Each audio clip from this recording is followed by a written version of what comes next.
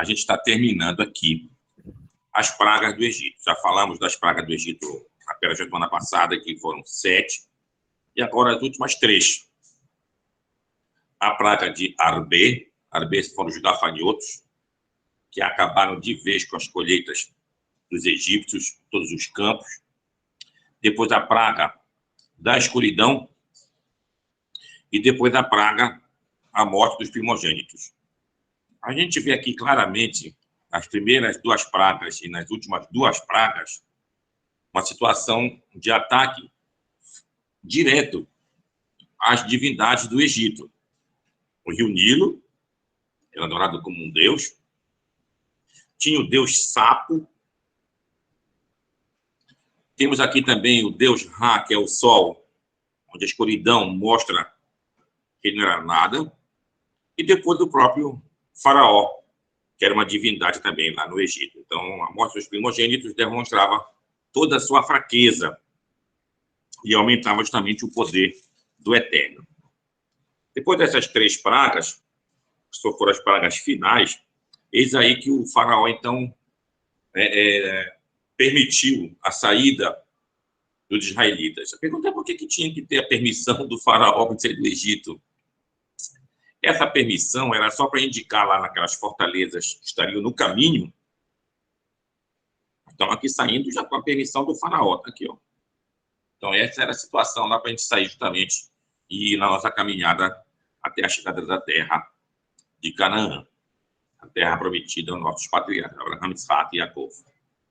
E aí vem, então, a primeira festividade ordenada ao povo de Israel de uma maneira coletiva, que é justamente o capítulo 12 da nossa Perashá, capítulo 12 de Êxodos, onde lá é dito: Hachodesh Hazeh Rosh Chodashim Hu Lachem, que este mês será para vós o princípio dos meses. Bom, aqui a gente tem que fazer, então, um detalhe muito importante. Se já era aí o começo do ano para nós, a Torá não tinha por que indicar nesse versículo que este mês será para vós o princípio dos meses, o princípio do ano. Então, isso indica exatamente que o começo do ano não era aí. O começo do ano, onde era? Lá no mês de Rosh Hashanah, do ano novo que a gente comemora. E não aqui em Pessah, como está indicado aqui nessa Perashá. Então, quando você lê todas as referências de começo do ano, do mês 3º, mês 4º, desde Bereshit, desde lá o início do Bereshit, é de Rosh Hashanah lá o cálculo. Mas a partir de agora, o princípio dos meses acontece aqui no mês da primavera, no mês que a gente sai do Egito. Então, esse é a importância que nós temos do capítulo 12, que, no fundo, representa a primeira mitzvah coletiva do povo de Israel. E tem aqui um comentário de Rashi, que é dito assim: ora, a palavra Torá quer dizer lei. Torá é lei. Então, a primeira lei coletiva do povo de Israel é esse capítulo 12, que de Êxodos. Então, a Torá poderia começar aqui. Então, por que ela começa lá em Bereshit? É só para indicar para nós mesmos que todo o mundo aqui pertence ao Eterno. Todas as terras pertencem ao Eterno. E ele que decide para quem dá a terra. Dou a terra para esse povo, para aquele outro povo. Então, sem reclamarem que essa terra que está nas nossas mãos não é nossa, a gente deve mostrar: não, essa terra aqui pertence ao Eterno. E ele nos deu, está aqui escrito. Preste bem atenção à validade deste conceito que Rashi comentou em 1100, durante a Idade Média, vivendo na França, onde o povo se encontrava todo no exílio. E a gente vê o quanto é atual as palavras e o comentário de Rashi. Outra, desde o princípio, do primeiro versículo, lá em Bereshit, até esse versículo do capítulo 12, aqui a gente vai contabilizar 1820 versículos. 1820 versículos. Isto é a somatória Isto é a somatória da palavra Bereshit. Bereshit, se a gente for fazer um cálculo dessa palavra, quanto vale o Bet? Vale 2. Quanto vale o Resh? Vale 200. Quanto vale o Aleph? Vale 1. Vai dar 913. Mas isso se eu fizer um cálculo direto. Mas se eu fizer um cálculo contando a letra como um todo, exemplo, Bet. Como eu escrevo Bet? O próprio Bet, Yod, Tav. Então, vou somar tudo agora. Como eu conto o Resh? O próprio Resh, Yud, Shin. Agora eu somo tudo. E assim eu faço outras letras com Aleph, com Shin, com Yod e com Tav. Vai dar um total de 1820. Então, da palavra Bereshit, estava indicando assim, mas a Torá começa realmente daqui a 1820 versículos. Exatamente isso o comentário de Rashi. Então, nós temos essa primeira mitzvah, que é o princípio dos meses, que é o mês de Nissan, o mês da primavera, e é onde acontece Pessah. Então, aqui temos o Pessah inicial, da maneira que foi ordenado ao povo a passar, por exemplo, o sangue do sacrifício nas portas, nos umbrais dos hebreus, para que na 10ª praga, que foi a morte dos primogênitos, o anjo que viesse fazer essa ordem do Eterno passasse por cima da casa dos hebreus. Então, esse passar por cima, o ato de pular, é a palavra Pessah. Em hebraico, alguém que tem um defeito na perna, que anda pulando, digamos assim, saltando, por causa da perna dele quebrada, ou da perna uma maior do que a outra, o problema da perna chama-se pisear. Pisear. A palavra Pessah, que é do verbo lissor, passar por cima. Então, essa é a primeira mitzvah. Essa é a primeira mitzvah. E dentro dessa mitzvah, nós temos também a questão do uso do tefilim, que será como sinal no nosso braço, ou na nossa mão, como está escrito, e como frontal, ou seja, como um símbolo frontal na nossa testa, entre nossos olhos. Então, a gente vai ter duas citações dessa mitzvah nessa perashá, e mais uma citação na perashá de Vait Hanan, que tem a perashá do Shema Israel, e depois a segunda na perashá de Ekev, que tem a outra parte, Lehayá e Shamoa Tishmeu, que também vai falar também do Tefilim. Então, essa é a mitzvah que a gente vai debater um pouco para nós aqui. Como se dá essa mitzvah? Essa mitzvah é uma mitzvah que ela depende do tempo. Eu devo colocar o tefilim durante o dia e sou isento de colocar o tefilim à noite. À noite. Posso até colocar à noite, mas eu não posso dizer bênção. A bênção da mitzvah é só para usar de manhã e até o horário antes do anoitecer. Então, como é que eu faço? Pego o tefilim, tem umas tiras de couro, coloco ele aqui no braço esquerdo, e ele fica aquela caixinha em direção ao meu coração. Eu vou enrolar aqui, vou dar 6 ou 7 voltas. Tirar 7 voltas. Aí daqui eu não termino da mão ainda e coloco da cabeça. E vou deixar o tefilim não na testa bem aqui, e sim mais aqui em cima.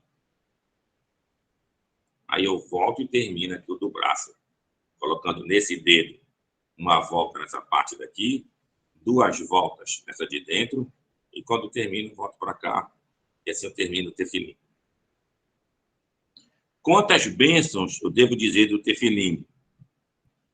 Bom, o tefilim são 2 mitzvot. O tefilim do braço é uma, e o tiro da cabeça é outra. Então, a princípio, eu deveria dizer 2 bênçãos. Mas acontece que eu, ao dizer a bênção do tefilim do braço, essa bênção já serve também para o tefilim da cabeça. Então, se eu não for interrompido durante a colocação do tefilim do braço e o tefilim da cabeça, então eu não devo dizer a berachá do tefilim da cabeça. Mas se alguém me interromper nesse momento, quer falar alguma coisa comigo, alguma coisa assim que demora um certo tempo, quando eu for colocar o da cabeça, eu tenho que dizer a bênção do tefilim da cabeça. Ou então, se alguém teve um problema com a sua mão e não tem como ele botar tefilim nas mãos, ele bota só o tefilim da cabeça e diz a bênção do tefilim da cabeça. Outros sábios determinaram assim, tá bom, coloca o tefilim do braço, com a sua berachá, depois coloca o tefilim da cabeça, também com a sua berachá, mas, como a berachá do tefilim da cabeça pode ser em vão, você acrescenta aquela frase, Baruch Shem Kivod Malkuto Leolam Vaed. Ou seja, para que minha bênção não seja em vão, estou fazendo aqui um louvor ao Eterno. Então, existe duas maneiras de você fazer isso. Uma, que você só fala a bênção do tefilim do braço, e já serve para o tefilim da cabeça. Outra, que você fala duas bênçãos, a do braço e da cabeça, e no da cabeça você acrescenta Baruch Shem Kevod Malkuto Leolam Vaed. Qual é que a gente segue dessas opiniões? A primeira, dizer somente uma bênção. O tefilim mais santificado é o tefilim da cabeça. E por que eu boto o tefilim do braço por primeiro? Porque ele aparece por primeiro no texto. E será como sinal na tua mão. E como frontais, entre os teus olhos. Então vamos ver. Por que eu devo colocar o tefilim no braço esquerdo? Para quem é destro. E no braço direito, para quem for sinistro, ou então, como a gente chama, canhoto. Que eu devo colocar no meu braço fraco. Meu braço fraco. Mas onde está escrito isso? De onde eu aprendo que eu devo colocar o tefilim no meu braço fraco? Então, voltando ao texto dessa perachá, que vai dizer Verhayá lecha leot aliadecha. Então, percebam, aliadecha, como deveria estar escrito a palavra yadecha? Yod, Dalet, e um Rá final, yadecha, quer dizer, tua mão. Mas aparece yadecha com Rê no final. Yod, Dalet, Raf, Rê. Yadecha. Mas não é assim que se escreve Yadecha. Já está vendo aqui que se escreve Yadecha com Rá final. Porque está escrito com Rê no final, para te ensinar outra coisa. Qual? Tu vai ler essa palavra por si duas. Yad, Kerá, que quer dizer Yad, mão. Kerá quer dizer fraca. Então tu vai colocar o tefilim na tua mão fraca. Se eu for destro, minha mão fraca é minha mão esquerda. Se eu sou canhoto, minha mão fraca é a direita.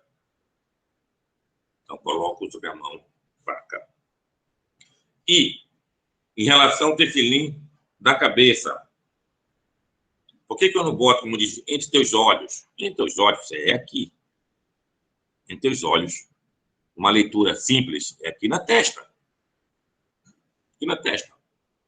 O Talmud escreve sobre alguns objetos, algumas joias, que a mulher não deveria sair no dia de Shabat, que poderia ser considerado como mukser. Entre elas, está escrito Totefet. Totefet é uma joia feminina que ela usava aqui na testa e segurava aqui pela orelha. A gente vê nesses filmes de antiguidade a mulher usando isso. Então, Totefet é o singular de Totafot. Totafot. Mas aí pergunta, então, por que a gente bota então tefilim aqui mais em cima e não aqui entre os olhos? Bom, a gente vai ler lá em Devarim, na perachá de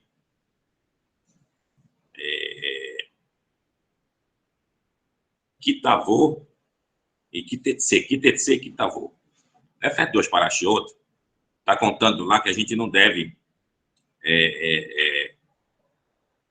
se impurificar perante uma pessoa morta, eu não devo exagerar no meu luto, e eu não devo cortar o cabelo entre os olhos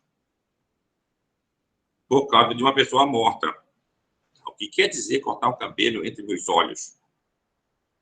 Será que eu tenho cabelo aqui? Algumas pessoas até têm, mas a maioria não tem cabelo entre os olhos. Então, o que é esse não cortar o cabelo? Porque quando eles ficavam de luto, certos outros povos, cortavam aqui. Eles faziam como pode dizer, uma calvície aqui. Então, se aqui eu estou entendendo, entre meus olhos, essa região daqui, então na halakha do tefilim é a mesma coisa. Tefilim deve ficar aqui, onde começa o couro cabeludo. Se eu sou uma pessoa que fiquei calvo, careca por completo, então eu devo ter uma noção de onde ficaria o meu cabelo. Então, geralmente é aqui, e isso representa realmente a minha ligação com o Eterno. Então, o tefilim, a palavra tefilim, de onde vem essa palavra tefilim? Tefilim é a palavra tefilá. Tefilá. E o que quer dizer isso? Ora, tefilá e tefilim quer dizer um adorno. Um adorno. E esse adorno, ele representa uma ligação com o Eterno. De que maneira? A gente tem no livro de Michá, capítulo 4, versículo 21. Michá e Miqueias. Michá, capítulo 4, versículo 21.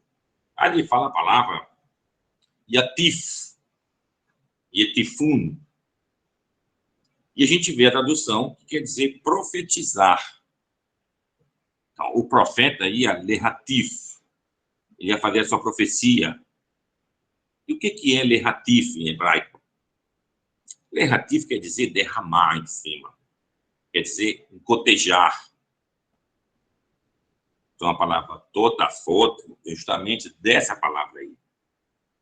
Então, é o ato de você ter a profecia do Eterno. Então, logicamente, que alguém pode dizer, mas Rabino, podia ser uma coisa também metafórica. Tá bom, eu estou aqui, eu me concentro e faço uma meditação ao Eterno. Não está nem errado isso. Tá, mas a gente tem que entender que a Torá ela é para todos. Para pessoas extremamente inteligentes, para pessoas medianas, para pessoas com baixo nível de compreensão, para todos. Para homens, para mulheres, para servos, para servas e para todos os povos. Então, tem que ter uma linguagem realmente que possa ser compreensível. Então, eu, ao usar o tefilim físico, que é aquela caixinha, contendo dentro dela aqueles pergaminhos, dessas citações que a gente já falou aqui, dessa Perashá Bo, e da Perashá lá em Vait Hanan, e da Perashá Ekev, isso vai construir a minha ligação com o Eterno. E assim, vou usar aquelas tiras e vou usar no meu corpo para eu ter realmente essa ligação. Isso quer dizer o quê? Mas a gente não vê mulheres usando o tefilim. Mulheres realmente não usam tefilim, mas não são proibidas. Elas são isentas. Isso aqui é uma diferença muito grande. O que quer dizer uma coisa que é obrigado e uma coisa que é isento? Bora ver o contrário. Ir na mikve. Mikve é aquele banho ritual, onde você deve canalizar a água da chuva para ela encher realmente um espaço. Então, essa água da chuva é uma água que vem do próprio Deus, digamos assim, da natureza, e vai preencher aquele espaço lá. Isso lembra exatamente uma fonte de água, isso lembra a correnteza de um rio ou do próprio mar, e faz papel para ter uma limpeza. Então, na mikve, eu sou obrigado a ir? Não, como homem. Mas eu sou proibido de ir. Também não, eu sou isento. Mas se eu quiser ir, eu posso ir todo dia. Então, a gente está vendo aqui, a mulher é a mesma coisa. Ela é isenta de cumprir a mitzvah do tefilim. Se ela quiser usar o tefilim, ela pode usar, não tem nenhum problema. Agora, o detalhe está numa situação coletiva. Então, coletivamente, quando ele se encontra, deve ter realmente aquela separação de homem e mulher, principalmente nessa situação aqui, para a gente não expor a mulher. Imagine você numa concentração conjunta, você está lá fazendo a sua oração, está na esnoga e tudo mais, e aí vai chegar a mulher. E aqui vai ter diferenças de presenças femininas, digamos assim. Então, aquilo pode chamar a tua atenção, aquilo pode te distrair do que de fato estás fazendo ali, no teu serviço divino. Então, é isso que é escrito em Provérbios, capítulo 7. Dê uma lida lá. Provérbios, capítulo 7. Ele fala da sabedoria, da formá, que seria a tua irmã, e fala da biná, que é o entendimento. E logo em seguida o texto entra na questão da mulher estranha, da mulher estrangeira. Ela fica te seduzindo e que o tolo vai cair nas amarras dela. E dá toda a situação de texto ali. E que teu fim pode ser o Sheol, que acaba indo depois para o inferno. O que quer dizer isso? É justamente isso. Se eu não me adequar, se eu não me forçar a fazer um serviço divino, eu posso sim cair na mão da mulher estranha, que aqui quer dizer uma cultura estranha, uma crença estranha, um modo de vida que não está servindo realmente o Criador. Então, isso é a atenção chamada lá, justamente, em Provérbios, capítulo 7. Então, eu devo estar voltado o meu coração para o eterno e com a minha mente também para o eterno. Então, essa é a mitzvah do tefilim. Aqui está envolvendo vários sentidos do nosso corpo. Primeiro, eu boto na mão. Eu boto na mão fraca. Mas quem coloca? A mão forte. Ela que vai enrolar aqui o tefilim. Então, a minha ação está ao serviço do eterno. Onde deve estar voltado o tefilim? Aqui, ó, ao colocar aqui no braço, ele vai em direção ao coração. O meu coração está voltado ao eterno. E entre meus olhos, aqui representa meu intelecto. Então, todo o meu intelecto deve estar realmente conectado com o eterno. E quando assim eu procedo, eu recebo, então, a força da profecia. Não que eu seja profeta, digamos assim, mas que eu possa entender as profecias contidas no livro sagrado. Então, essa é a importância do tefilim. O que tem dentro do tefilim, exatamente? Dentro do tefilim do braço, tu tens um pergaminho comprido assim, escrito essas 4 passagens que a gente vê na Torá. Dessa Perashá, tem 2 passagens lá no final. Então, consta uma, consta outra. Vai ter a passagem da Perashá de Vait Hanan, capítulo 6 de Devarim, que é o Shema Israel, até a parte que se fala do tefilim. E depois da Perashá, Ekev. Também consta ali a questão do tefilim. Então, tem um pergaminho contendo essas 4 parashiot. No tefilim da cabeça, eu vou ter 4 pergaminhos, cada um contendo uma perashá. Uma perashá da perashá boa, esse do final. Segunda parte, da última parte da perashá boa, que também fala de novo do tefilim. Outro pergaminho da perashá de Beit Hanan, que fala do Shema Israel e do Tefilim, e da Perashá Ekev. Então, eu coloco dentro daquela caixinha. Ah, mas aqui tem uma pergunta. Mas por que eu não coloco, então, 4 caixinhas?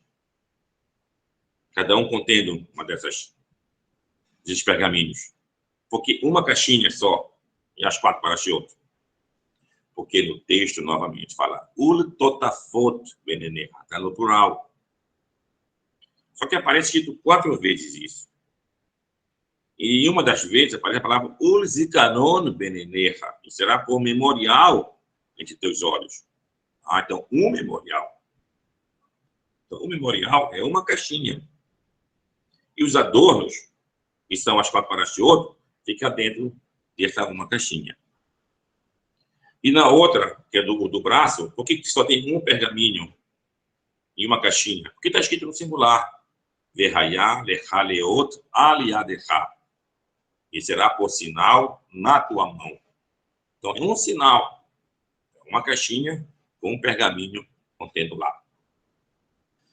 Muitos já ouviram falar do tefilim, conhecido como tefilim de Rashi, e outro tefilim de Rabbeinu Tam. Vocês já viram como as pessoas costumam colocar o tefilim? Lá no final da tefilá, eles retiram o tefilim e botam um outro tefilim. Por que fazem isso? Bom, a halachá diz para você botar um tefilim. E o tefilim para se colocar é o de Rashi. E qual é a diferença entre um e outro? O Rashi, baseado em outros sábios, logicamente, ele disse, olha, como é que o escriba deve escrever no tefilim do braço, por exemplo? Então, é um pergaminho contendo as 4 parashiot. Qual é a ordem que ele deve escrever? É muito simples. Primeira perashá que aparece no texto, essa é a primeira. Segunda que aparece, é a segunda. Terceira, quarta, acabou. Ah, Rabbeinu Tam, que era um dos netos de Rashid, não é bem assim. Ele tem que escrever da mesma maneira como era acendido a menorá do templo. A menorá tinha 7 braços. Então ele começava da direita para a esquerda. Acendia a primeira vela, a segunda e a terceira. Daí ele ia para o final. 7ª vela, a 6ª e a 5ª. Por último, a 4ª vela. Então era convergido para o centro. Da mesma maneira que ele deve escrever a primeira perashá que aparece, deve escrever a segunda perashá que aparece, aí vai escrever a 4ª perashá lá no final, para depois escrever a terceira, ou seja, convergindo para o centro. Então, apesar da halakha ser marcada como de Rashi, muitos dizem, mas eu quero também seguir o que o Rabbeinu Tam falou. Então, segundo o Shulchan Aruch, pode fazer isso, mas deve fazer de uma maneira que os outros não percebam, para que tu não fique parecendo que você quer dizer, eu sou melhor do que vocês, eu faço uma mitzvah mais completa do que vocês. Isso chama-se yuhra. Yuhra quer dizer você ter uma petulância de querer dizer que você é melhor ao cumprir as mitzvot do Eterno Deus. Ou seja, pelo contrário, eu devo procurar, ao cumprir as mitzvot, igual como Moshe Rabbeinu era. Moshe Rabbeinu ish anav meod. Era o mais humilde na face da terra. Imagina o Moshe, falava com o Eterno PLP, quer dizer, boca a boca, dizer, diretamente. É uma pessoa, imagine nós. Então, todo aquele que quiser fazer a mitzvah também de Rabbeinu Tam, não tem nenhum problema nisso. Faça de uma maneira que ninguém veja você fazendo isso lá na esnoga. Ou seja, bota na esnoga comum. Na tua casa, tu bota o de Rabbeinu Tam. Então, a mitzvah de Tefilim é uma mitzvah que ela vai nos lembrar a saída do Egito. Então, dessa maneira, a gente vê que a relação dela nessa perashá aqui tem a ver com a saída do Egito.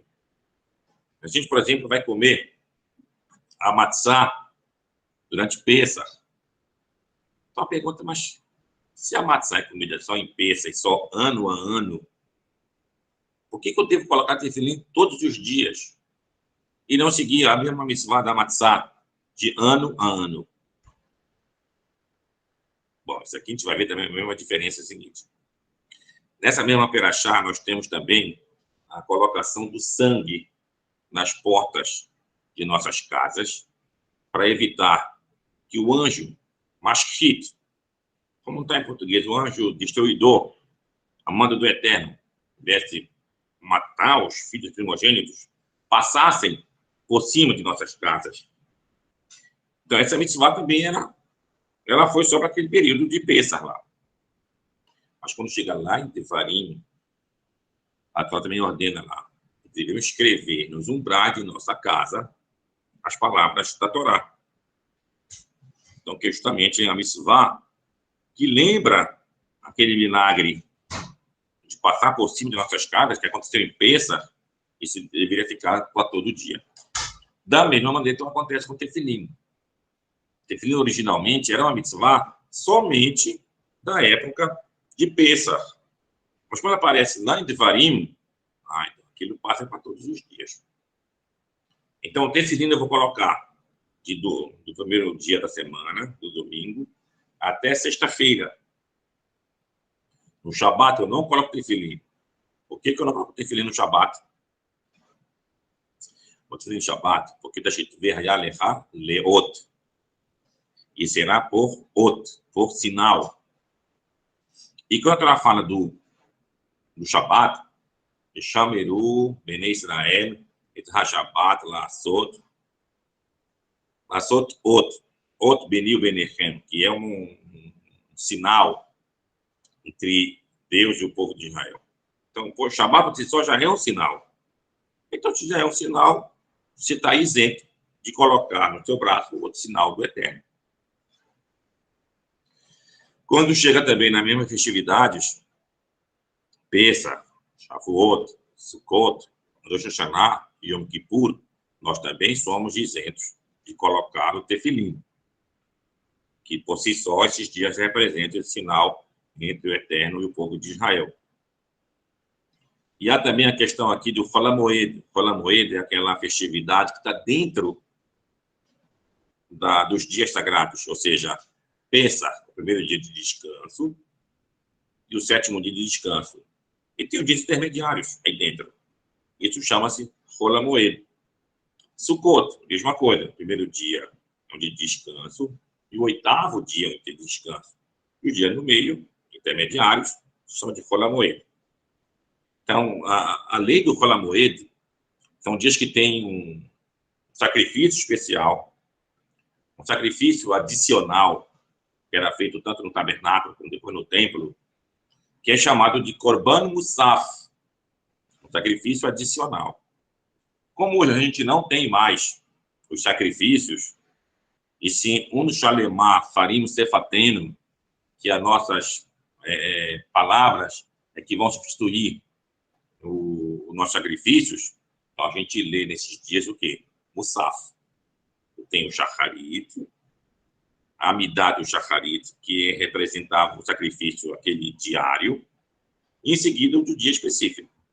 Então, tem Musaf em Shabat, tem Musaf em Pêssar, tem Musaf em Shavuot, Musaf de Sukkot, Musaf do Rosh Hashanah, Musaf de Yom Kippur, e também desses dias intermediários, que tinha também um sacrifício específico. Então, Musaf desses dias.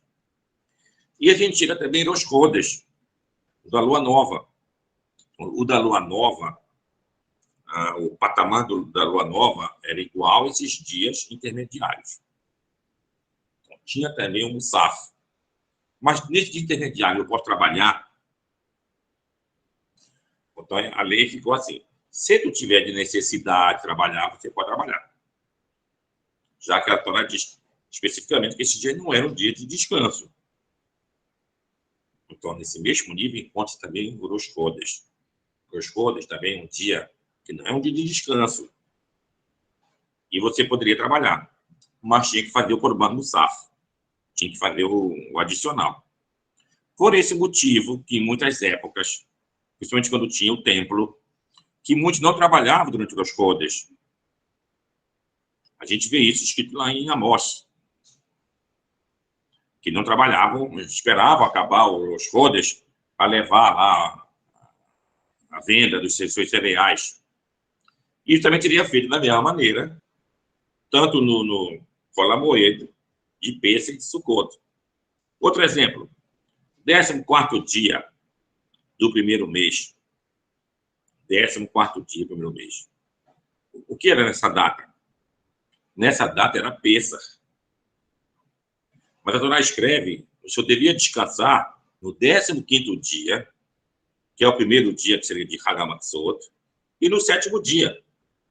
Mas nesse 14º, não é escrito que era um dia de descanso, mas era o dia que durante a tarde do 14º dia, era feito o Corban Pêssego, o sacrifício de Pêssego, que seria ingerido quando? Somente à noite, junto com as ervas amargas e com as outras ingredientes referentes a esse dia, que é o dia de Pêssego.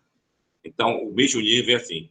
A gente tem uma noção melhor de como é feita essa divisão, como se encontra esses níveis, basta a gente perceber quantas pessoas devem fazer aliar para a Torá. Então, indo agora do maior para o menor. Shabat, que é o dia mais importante, quantos devem subir na Torá? 7. Sem contar com o 8º, com uma repetição pequena do 7º. Quantos devem subir em Yom Kippur? 6. Novamente, sem contar com Maftir. Quanto devem subir em Pêssego, Shavuot, Sukkot e Rosh Hashanah? 5. Quantos devem subir nesses dias intermediários? Rola Moed e Rosh Chodesh? 4. Ele está diminuindo o nível. E quantos devem subir durante a semana? Uma segunda-feira, por exemplo, numa quinta-feira? 3 somente. Então, a gente vê que o nível de Rosh Chodesh é igual ao nível de Rola Moed. Eram dias que não eram dias obrigatórios do descanso, mas nós tínhamos que fazer o Corban no sábado, tínhamos que se fazer esse adicional. Então, uma vez exigia-se tempo, muitos não trabalhavam durante esse período. Então, o tefilim, quando chega em Rosh Chodesh, eu devo colocar tefilim ou não devo colocar tefilim? Então, pela halakha ficou assim. Eu vou para a sinagoga, ou estou na minha casa, boto tefilim normalmente em Rosh Chodesh, faço a leitura da tefilá, vou dizer Amidá, essa tefilá, vou acrescentar aquela parte referente ao Rosh Chodesh, Eloqueno, Eloquei Avoteno, Yale Beyavô. Aí acabo Amidá, vou ler o Halel.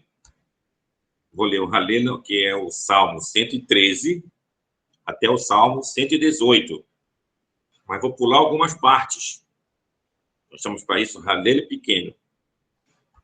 Aí, quando eu acabar, vem a leitura da Torá referente a Rosh Chodesh, que é o capítulo 28 de Números. Quando eu acabar, que eu vou começar o Musaf, então, antes da Amidá do Musaf, eu retiro o tefilim. Tefilim do braço e da cabeça, poder dizer o Musaf de Rosh Chodesh.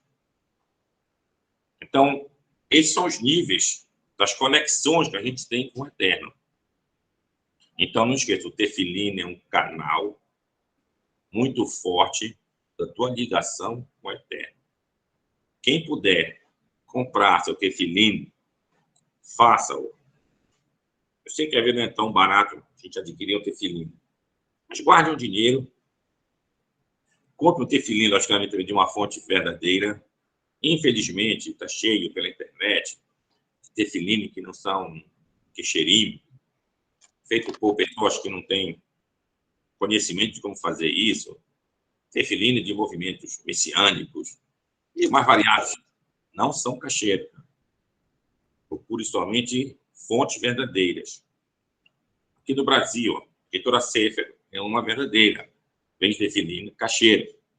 Ou então, se você procurar de outros lugares, Estados Unidos, próprio Israel, e ver que a fonte é confiável, pode comprar seu tefilim para você, a gente fazer uma mitzvah, que é uma mitzvah muito importante, muito importante, que é a sua conexão com o eterno Deus.